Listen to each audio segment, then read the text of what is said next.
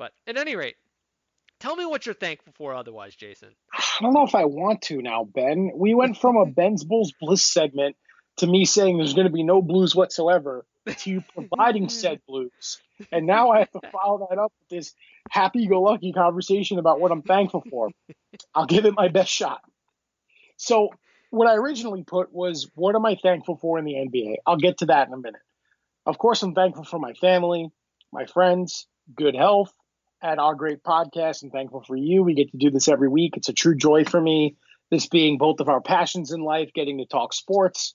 It's very exciting. So thank you for all you do all year round, Ben. I'm very much appreciative of your editing and posting and dealing with me yelling at you for being late. I appreciate it. But no, I truly am thankful. I'm very blessed. I have a lot going on in my life, a lot of good. So I'm grateful that I get to do this podcast every week with you. That said, now to spin this to a basketball standpoint, I'm thankful for the parity throughout the league. You saw a wild offseason where many superstars changed teams. I'm thankful that the Nets landed two of the biggest fish out there, Kevin Durant and Kyrie Irving. I'm excited that the league went from big threes to dynamic duos. I've been saying this for months. You got Kawhi and Paul George, LeBron and AD, KD and Kyrie, Luka and Porzingis, Westbrook and Harden. And the list goes on and on. So I'm thankful for the parity throughout the league. And finally, I'm thankful for the triple-double boom.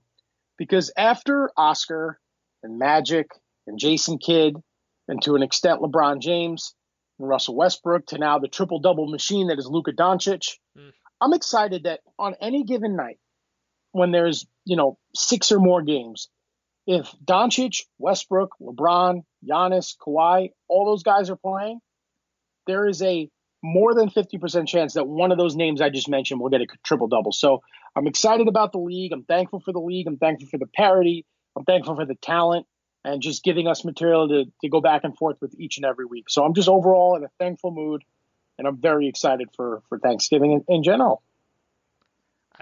That is just a beautiful statement, Jason. Couldn't be happier to have you here, and we couldn't be happier for all the listeners who continue to tune in every week. We really appreciate it. And before we let everyone go, Jason, I think we have one more thing to talk about, which is some pretty great games that are coming this week. Why don't you lead off with our first marquee matchup of the week? Yeah, so Thanksgiving Eve, it's a big night for basketball, considering Thanksgiving Day is all about football, and there are no NBA games on Thanksgiving Day. So buckle your seatbelts tomorrow night, because first you have the Jazz playing at the Pacers, which are two of the smaller market teams that have the most talent in the NBA. So the Jazz continuing their Eastern Conference swing. I think they get a big matchup against the Pacers, who, despite their own injuries, have looked good. So I think that's a good way to start this final segment. And that's not all, folks, because our second marquee matchup is Anthony Davis's return to New Orleans. Jason, you think he's going to hear a few boos this game? Oh, Anthony Davis? He's going to be greeted with a hand grenade on center court, a nice plaque commemorating his time in New Orleans.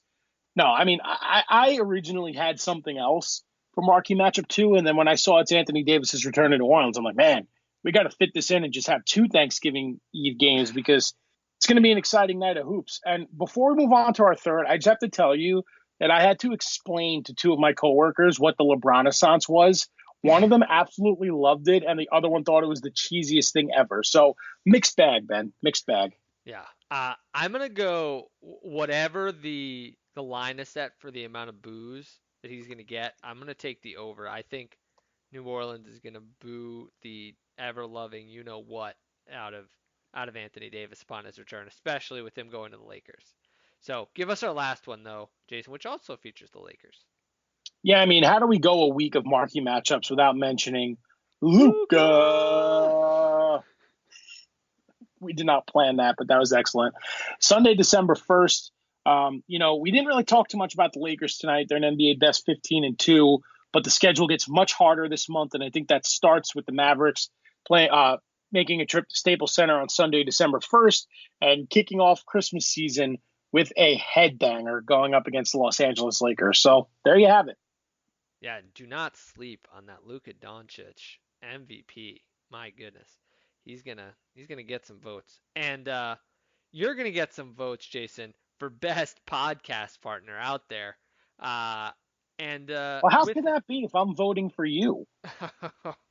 well, all the thanks to you guys listening in, all of our viewers and listeners here. We really appreciate you. It's been quite a ride for two guys who kind of came out of nowhere to start doing this podcast together, and we hope that you and yours have a wonderful Thanksgiving. But before we go, of course, Jason, we have to remind everyone to subscribe, rate, and review. Thankfully, please, not going to ask for a number of stars this week because it's about what you give, not about what you take. You want to give us 5 stars? Sure, but just do it thankfully. And don't do it because we asked you to. Do it because you want to. That's right. And remember, the LeBron-assance is in full effect. Jason, you got anything before we go? Don't you wish your turkey was cooked like mine?